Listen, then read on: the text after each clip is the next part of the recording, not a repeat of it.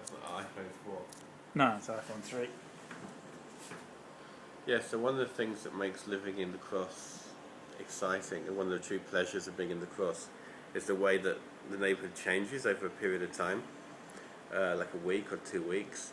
And it's almost not like an anecdote, you just notice it when you live here.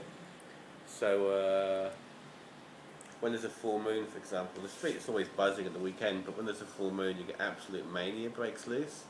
And I recall, like, you'd be walking down the strip on a Saturday night on a full moon, and there's just hundreds of people pouring out to the train station, and the usual stuff, but it's just more of an atmosphere, a charged atmosphere. And I remember walking down, and outside one of the backpackers' places, these two girls were fighting. There was a huge crowd of people cheering them on, and police running down the road. Like a bitch fight. Yeah, well, yeah, that was it, and it was full on. It was a couple of hookers fighting or something, and it was just really, But that mania is more intense when there's a full moon. And the other thing, of course, that changes the atmosphere of the cross is big events, and the biggest event is when you have the Navy come in. And I remember when the American aircraft carrier or something. It's like the biggest aircraft carrier in the world. It was like the length of all the wharves at Woolloomooloo. And I just remember because you know all the people in the hood, walking around all day. So you know who the street people are, who the hookers are, and so on.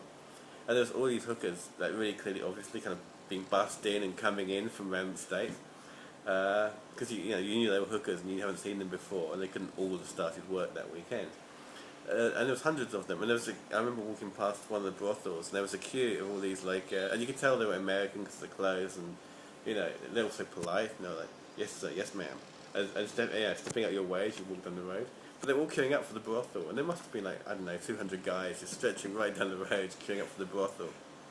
It's not like an anecdote, but it's like, that kind of stuff is what makes the cross really exciting. It's like the way it changes, throughout the day, throughout the week, or whatever. Yeah. And how these events, how it changes. And you just get to see all that aspect of human life, that whole kind of, I guess, the lust for life that people have at certain times. Like, when they let off that boat, or when the moon's a full moon. And that's one of the best things about it, that kind of sense that people come here and they kind of, they have that lust for life, and you see it, and it has its own kind of energy. I love that. Is that okay? Perfect.